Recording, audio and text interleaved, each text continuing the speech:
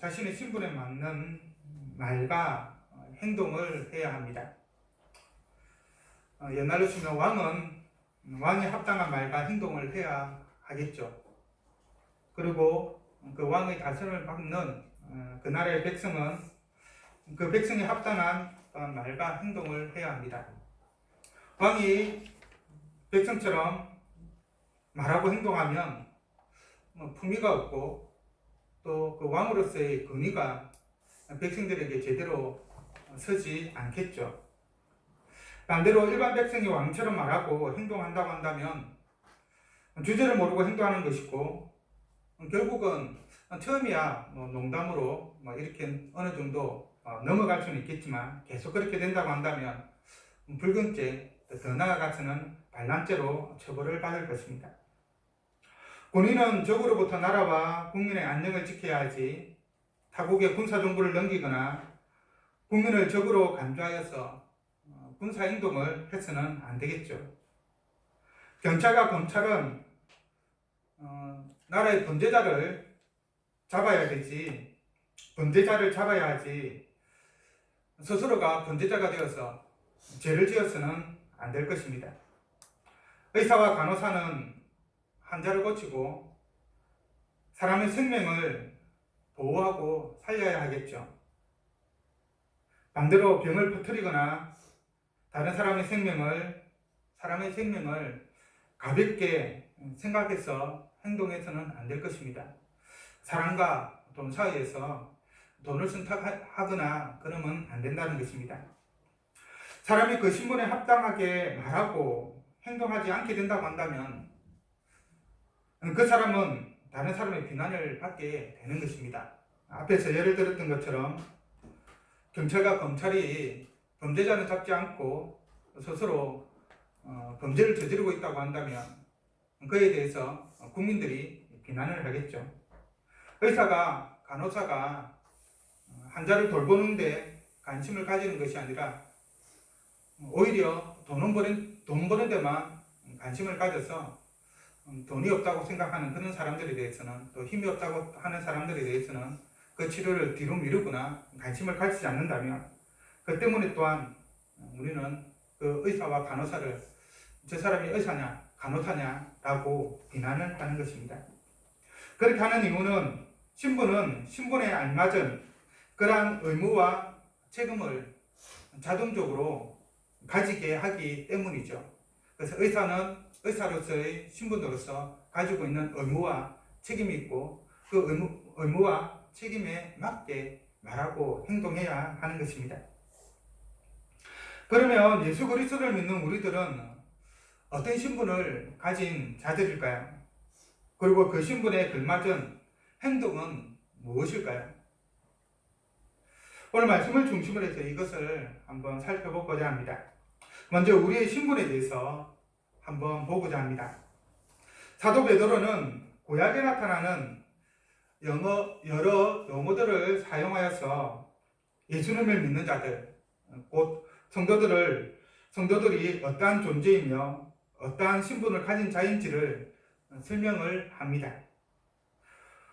5절에 보면 베드로는 우리가 신령한 집이며 또한 거룩한 제사장이라고 표현을 합니다.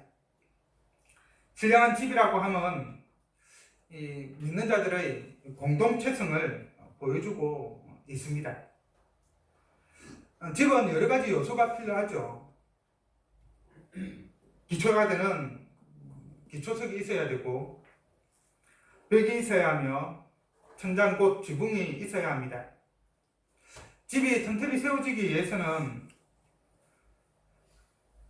각 요소들이 그 기능을 제대로 발휘해야 되죠. 그래야지 집이 튼튼히 서고 또 집으로서의 그러한 역할을 감당을 합니다. 기초가 튼튼하지 못하도 벽이 약해도 지붕이 부실해도 집으로서의 그러한 역할을 제대로 할 수가 없게 되는 것입니다. 왜냐하면 어느 하나가 부실하게 되면 반드시 외부의 약한 충격에도 곧 무너져 내리게 되기 때문입니다. 조그만 약한 지진만 일어난다 하더라도 금방 집에 금이 가고 조금 더 강하게 일어나면 무너지게 되는 것이죠. 산돌이신, 살아있는 돌이신 예수님 안에서 우리 개개인은 하나가 되므로 성령님이 가하는 신령한 집이 되어져 갑니다. 고린도전서에서는 사도 바울이 이러한 것을 두고 우리가 성령님 우리 안에 거하시고 계시기 때문에 성령의 전이라고 또 비슷하게 말하고 있죠. 그리고 우리는 또한 거룩한 제사장으로서 거룩한 하나님을 섬기는 자가 됩니다. 오전에서 언급하고 있는 예수님을 믿는 자의 신분을 9절과 10절에서는 훨씬 더 자세하게 설명을 하고 있죠. 그것을 보면 첫째, 예수 그리스도를 믿는 우리는 하나님의 택하신 족속이 되었습니다. 모든 사람 중에 하나님께서 아브라함을 특별히 택하시고 또 모든 민족 중에서 이스라엘을 택하신 것은, 그리고 우리를 택하신 것은 우리에게 당신의 구원을 베푸시기 위함이죠. 하나님의 택하심으로 말미암아 우리가 하나님의 구원을 받았습니다. 하나님의 택하심은 또한 하나님의 놀라운 은혜이죠. 분명 하나님은 아주 뛰어난 사람, 훌륭한 사람을 택한 것이 아닙니다. 그 당시에 아브라함을 택했을 때 아브라함이 뛰어난 사람도, 걸퇴를 가지고 있는 사람도, 또 상당한 부자도 아니었습니다. 그러나 그럼에도 불구하고 하나님은 아브라함을 택하셨습니다. 하나님께서 이스라엘을 택하셨지만 또한 그들은 그 당시에 다른 나라보다 힘이 강하거나 뛰어나거나 또 군사가 강하거나 많은 땅을 가지고 있거나 그러한 나라가 아니었습니다. 또한 하나님은 지혜롭거나 힘세거나 고상한 사람을 택한 것이 아니죠.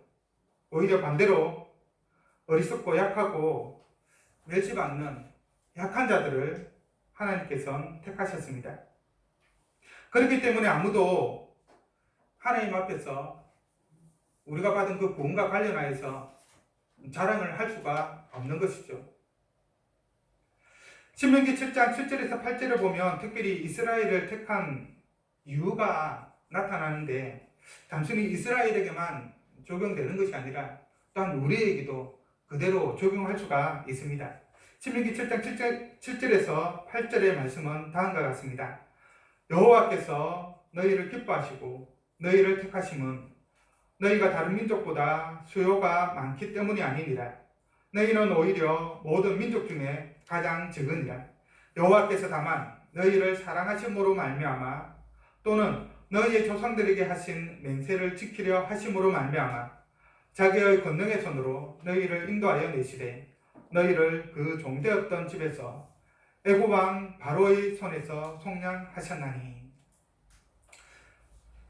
하나님께서 이스라엘을 택하신 것은 다른 이유가 아니라 바로 하나님의 사랑 때문이죠.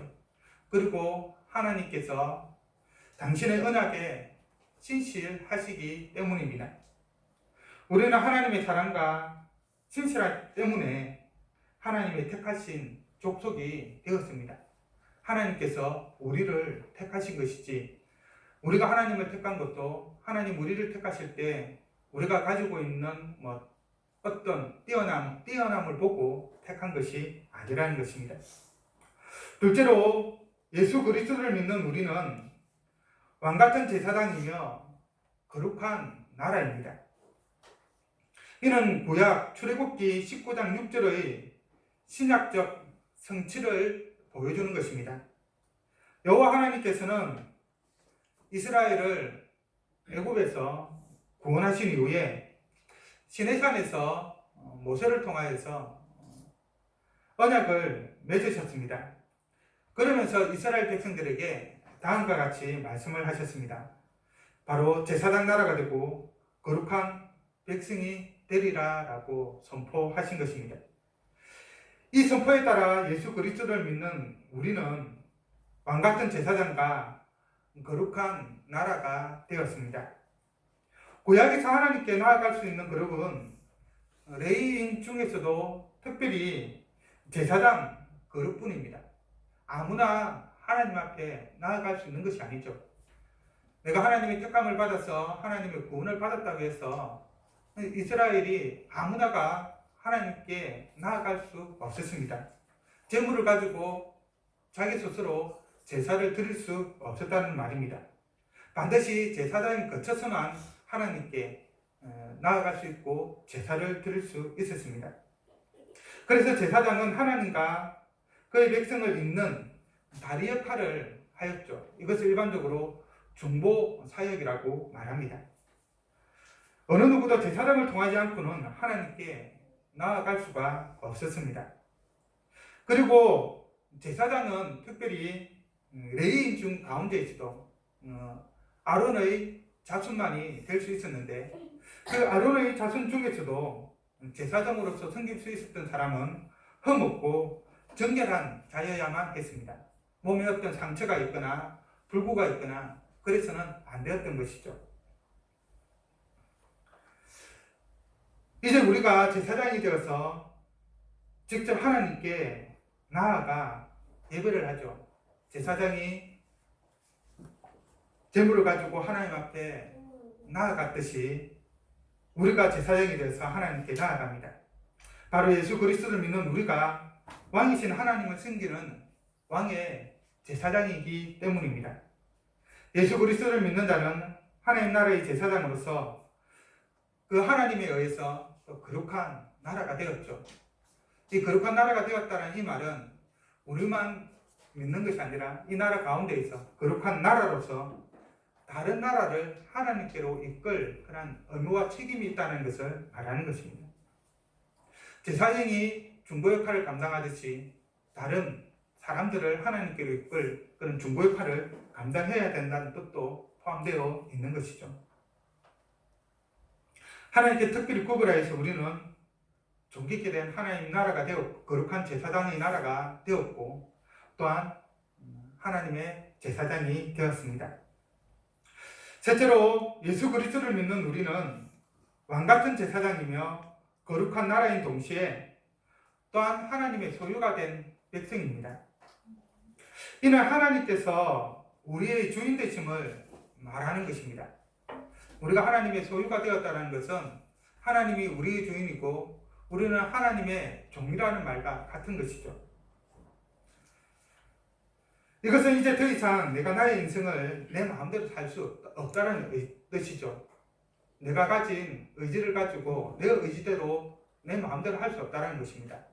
소유된 자는 소유한 자의 뜻에 따라서 행동해야 되는 것이죠. 주인의 뜻에 따라 행동해야 되지 종이 자기 마음대로 행동할 수 없는 것입니다. 그러면 반드시 주인의 징벌을 받게 되죠. 만약 자기 마음대로 행하게 된다면. 그런 의미에서 하나님의 소유가 되었다, 하나님이 나의 주인이 되었다 라고 하는 것도 동일한 의미를 가집니다. 나의 의지대로 살아가는 것이 아니라 하나님의 뜻과 의지에 맞추어서 살아가야 하는 것이죠. 우리는 더 이상 우리의 것이 아니라 하나님의 것입니다. 우리는 하나님을 떠나서 살아갈 수가 없습니다. 하나님께 붙어 있는 자, 하나님을 떠나서는 더 이상 생명을 소유할 수 없는 자가 된 것입니다. 말라기 3장 17절에 보면 이렇게 말씀을 합니다. 나는 내가 정한 날에 그들을 나의 특별한 소유로 삼을 것이요 또 사람이 자기를 섬기는 아들을 아낀같이 내가 그들을 아끼리니. 하나님께서 특별한 날 예수 그리스도를 보내주셔서 우리를 자신의 아주 특별한 소유로 삼으셨습니다. 그렇다면 소유로 삼으면 하나님이 마음대로 하실까요? 가끔 가다 보면 자기 소유를 함부로 대하는 사람들을 봅니다. 어떤 물건을 가지고 있으면 그것을 아끼지 않고 함부로 하여서 오히려 파괴를 하는 그런 경우를 많이 보게 되죠. 부모가 자녀를 학대할 때도 그런 심리가 좀 어느 정도 들어가 있다고 보여지기도 합니다. 그런데 하나님이 우리를 소유하였다고 해서 하나님이 우리를 마음대로 하실까요? 우리를 아끼지 않고 사랑하지 않고 학대를 할까요? 그렇지 않습니다. 하나님은 소유된 우리를 참으로 아끼시고 사랑해 주시죠. 그런 점에서 하나님의 소유가 된다라고 하는 것은 세상에서 가장 귀한 존재가 된다는 말이기도 합니다. 왜일까요? 우리 하나님이 세상에서 가장 존귀한 자이기 때문이죠. 세상의 창조주이시잖아요. 바로 그분이 우리를 아끼신다. 그러면 그만큼 더 귀한 존재가 어디 있겠습니까? 세상의 창조주이신 여호와 하나님으로부터 아낌을 받는 존재이기 때문에 정말로 소중하고 귀한 존재라고 할 수 있는 것이죠. 그래서 우리는 하나님의 소유된 하나님의 백성이고 더불어서 하나님의 사랑을 받는 자들입니다. 마지막으로 예수 그리스도를 믿는 우리는 하나님의 백성이며 하나님의 긍휼을 얻은 자입니다. 베드로전서 2장 10절은 내가 나를 위하여 그를 이 땅에 심고 긍휼히 여김을 받지 못하였던 자를 긍휼히 여기며 내 백성 아니었던 자에게 향하여 이르기를 너는 내 백성이라 하리니 그들은 이르기를 주는 내 사랑 내 하나님이시라 하리라 하시니라 라고 말하고 있습니다. 이 말씀은 호세아 구약의 호세아 2장 23절의 말씀을 부분적으로 인용하고 있는 말씀입니다. 하나님은 그의 백성이 아니었던 자를 향하여서 긍휼을 베푸심으로 하나님의 백성으로 삼아 주셨습니다. 그래서 우리는 여호와 하나님을 향하여서 감히 나의 하나님이라고 부를 수 있게 된 것이죠. 이것은 우리가 하나님과 언약 관계에 있다는 것을 의미합니다. 언약이라고 하는 것은 어떤 서로 간의 계약을 맺었다는 것이죠. 그런데 이 언약은 서로의 합의하에 이루어진 것이 아니라 하나님의 일방적인 언약이라고 할 수 있습니다. 우리가 언약을 지키든 안 지키든 상관없이 하나님은 당신이 맺은 그 언약을 무조건 지키시는 것이죠. 언약이 그런 의미가 어느 정도 들어가 있습니다. 우리가 지금 하나님과 언약 관계에 있기에 베드로는 특별히 우리가 하나님의 백성이고 하나님의 긍휼을 얻은 자라고 말하고 있는 것입니다. 그러면 우리가 택하신 족속이고 왕같은 제사장이고 거룩한 나라고 하나님의 소유된 백성이고 하나님의 긍휼을 얻은 자라고 하는 이러한 신분을 가질 수 있는 것은 무엇 때문일까요? 어떻게 해서 우리는 이러한 신분을 얻게 되었을까요?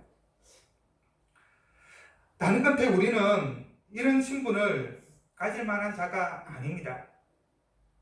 우리가 그런 신분을 가질 수 있는 조건을 가지고 있기 때문에 또 그 조건을 만족시켰기 때문에 그와 같은 신분으로 변화된 것은 아니라는 것입니다.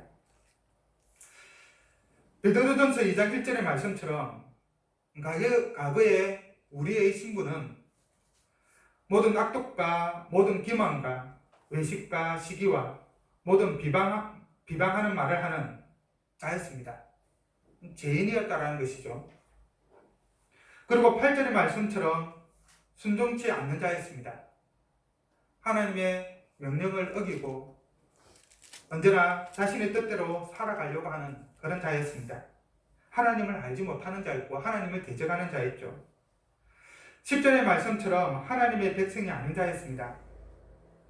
하나님의 백성이 아니라 마귀의 자녀로서 마귀에게 이끌려 살아가는 자들이었죠. 그래서 악을 행하는 자였습니다. 그리고 또한 하나님의 긍휼을 얻지 못하는 자였습니다.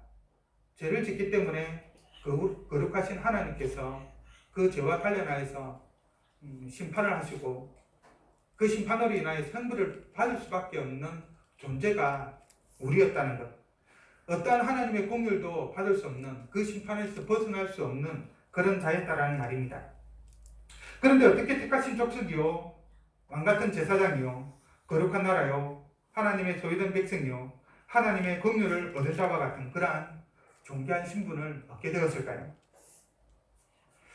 옛날에는 조선시대 구한말 같은 경우에 돈 많은 종이 돈을 주고 양반이나 또는 어떤 그런 신분을 구입을 했죠. 그래서 양반이 되기도 하였었습니다. 그런 사람들이 상당히 많았죠. 그래서 족보도 새로 만들기도 하고 또 이름도 개명을 하기도 하고 뭐 그런 일들을 했었습니다. 그런 식으로 신분 세탁을 많이 했죠.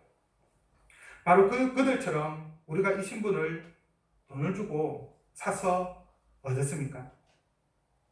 아니면 보통 보면 조선시대에 아주 신문제 사회에서 장영철 같은 그러한 사람은 그 능력이 뛰어났기 때문에 세종대왕의 발탁을 받아서 양반으로서 들어갈 수 있는 계기를 얻게 됐죠. 그리고 상당한 벼슬을 누리기도 했었습니다.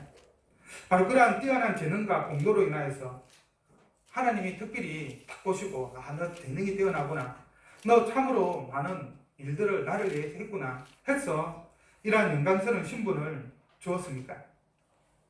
아니면 우리가 이 땅을 살아가면서 선을 행하였기 때문에 하나님께서 그에 대한 보상으로서 이러한 신분을 우리에게 주셨습니까?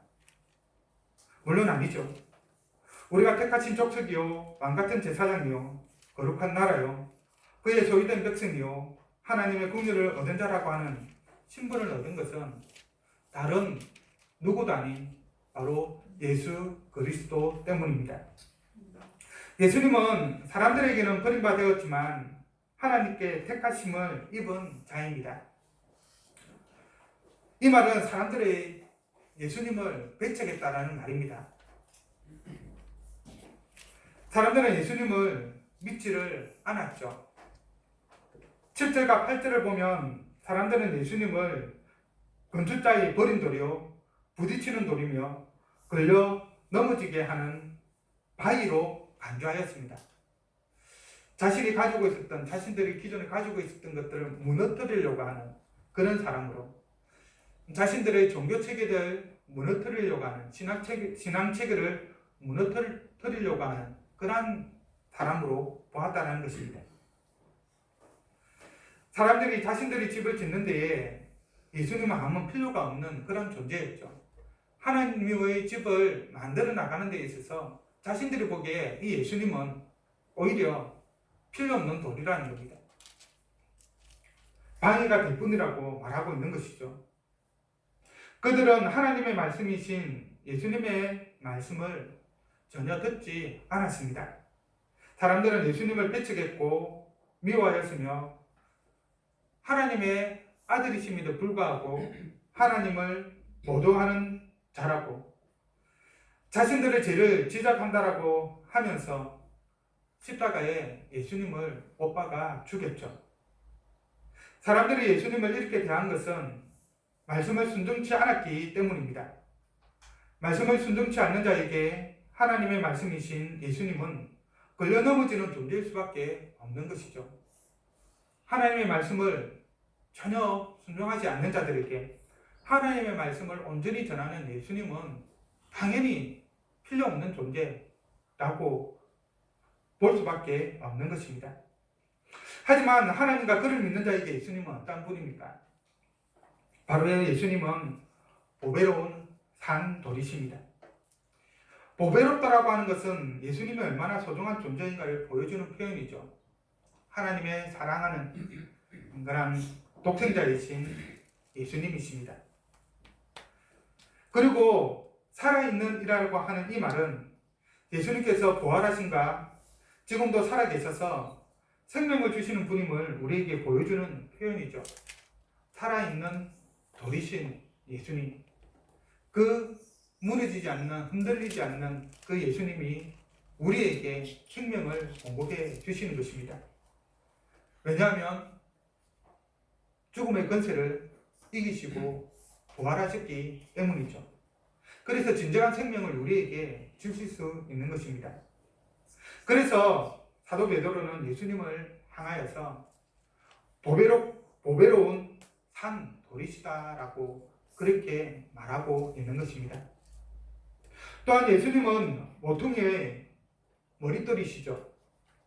머릿돌은 집을 짓는 데 있어 가장 중요한 돌입니다. 머릿돌은 다른 돌을 놓는 데 있어 기준 역할을 하게 되죠. 이 머릿돌이 없다고 한다면 집이 제대로 세워지지 않습니다. 세울 수는 있겠지만 제대로 세워지지가 않는 것이죠. 그리고 집에 있어서 가장 중요한 돌로 인식을 합니다. 산돌이요 모퉁이의 머릿돌이 되신 예수님이 계시기에 바로 우리는 신령한 집으로 세워져 가는 것입니다. 더불어 예수님은 믿는 자에게 보배가 되십니다. 왜냐하면 예수님이 하나님의 택하신 보배로운 산돌이기에 그와 연합하여 산돌같이 신령한 집으로 세워져 가는 자 역시 보배로운 산돌이 되기 때문인 것이죠. 예수님이 하나님의 보배로운 존재로서 있는 것처럼 예수님을 믿는 자들은 예수님의 보배로운 자가 되고 따라서 하나님께서 그들을 보배롭게 보시는 것입니다. 아주 소중하게 보시는 것이죠. 그리고 예수님과 연합하여 있기 때문에 예수님이 가지고 계신 그 생명을 또한 동일하게 가지고 있는 것입니다. 그래서 보배로우신 산돌이신 그 예수님과 연합한 자들 역시 동일하게 보배로운 산돌이 되어져 가는 것입니다. 이 예수님께서 바로 우리를 위해서 십자가에 죽으심으로 우리가 죄인이라는 예 신분에서 택하신 족속이요 왕같은 제사장이요 거룩한 나라요 하나님의 소유된 백성이요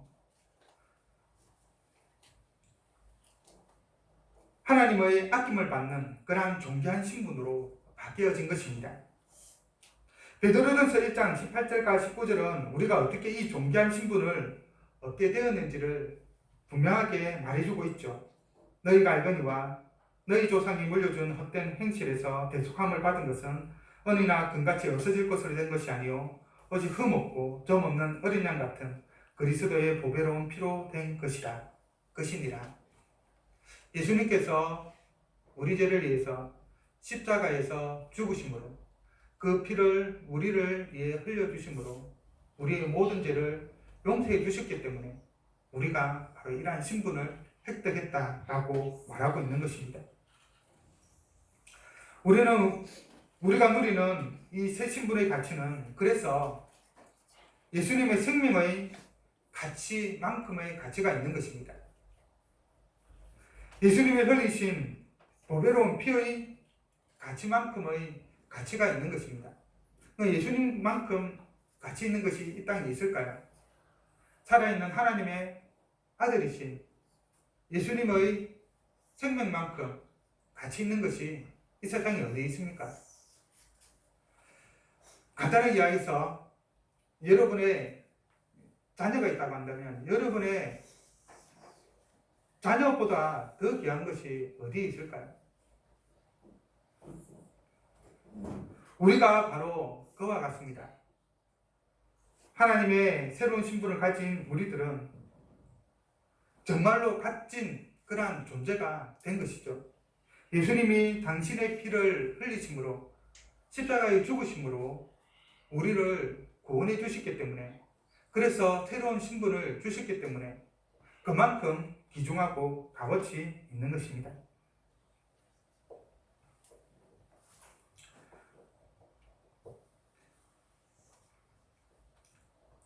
그리스도의 보배로운 피로 말미암아 구속받은 우리는 그의 생명으로 새 생명을 얻은 우리는 하나님의 아들을 믿는 믿음으로 말미암아 택하신 족속이요 왕같은 제사장이요 거룩한 나라요 그의 소유된 백성이요 하나님의 긍휼을 얻은 우리는 세상에서 가장 가치 있고 존귀하고 소중한 자라고 말할 수 있습니다. 그러면 이렇게 예수 그리스도의 십자가 사역으로 말미암아 구원받은 우리들은 어떻게 살아야 합니까? 정말로 이 세상에서 가장 가치 있고 존귀하고 소중한 자가 되어 있는데 그럼 그에 합당한 삶의 모습들이 우리 가운데 있어야 하지 않겠습니까? 그래서 사도 베드로는 우리에게 너희가 이러한 가치를 가지고 있는 소중한 존재이기 때문에 이러한 신분을 가진 자들이기 때문에 이렇게 다음과 같이 살아야 한다라고 분명하게 말해주고 있습니다.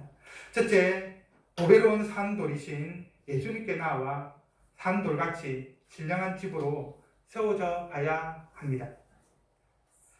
성도라고 하면서 예수님을 믿는다라고 하면서 자기 혼자 예수님을 믿고 천국에 가겠다고 하는 사람들이 보면은 좀 많이 있습니다.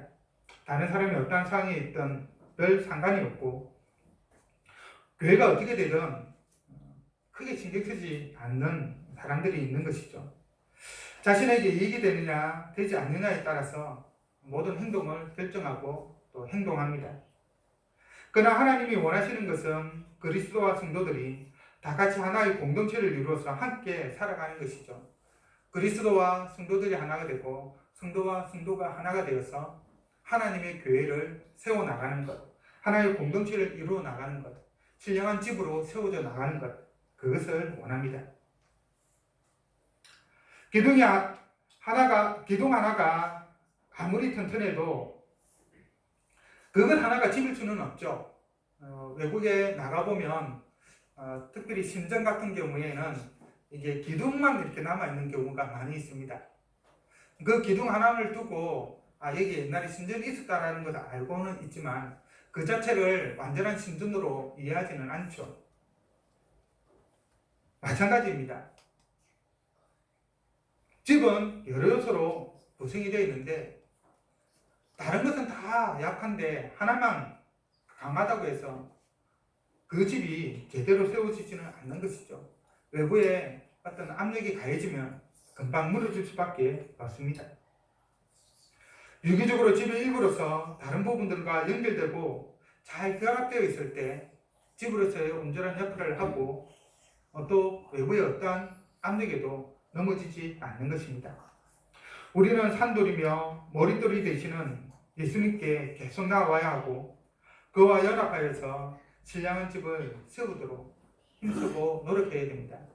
이 공동체를 지켜나가기 위해서 우리가 희생하고 또 그에 필요한 노력들을 감당해야 하는 것이죠. 둘째로 거룩한 제사장으로 하나님이 기쁘게 받으실 신령한 제사를 드려야 합니다. 신약 세대를 살아가는 우리가 하나님의 구속함을 받은 거룩한 제사장으로 하나님이 기쁘게 받으실 신령한 제사는 바로 사도 바울이 로마서 12장 1절과 2절에서 분명하게 말해주고 있죠. 그 말씀을 읽어드리면 다음과 같습니다. 그러므로 형제들아 내가 하나님의 모든 자비하심으로 너희를 권하노니 너희 몸을 하나님이 기뻐하시는 거룩한 산제물로 드리라. 이는 너희가 드릴 영적 예비니라. 너희는 이 세대를 본받지 말고 오직 마음을 새롭게 함으로 변화를 받아 하나님이 선하시고 기뻐하시고 온전하신 뜻이 무엇인지 분별하도록 하라.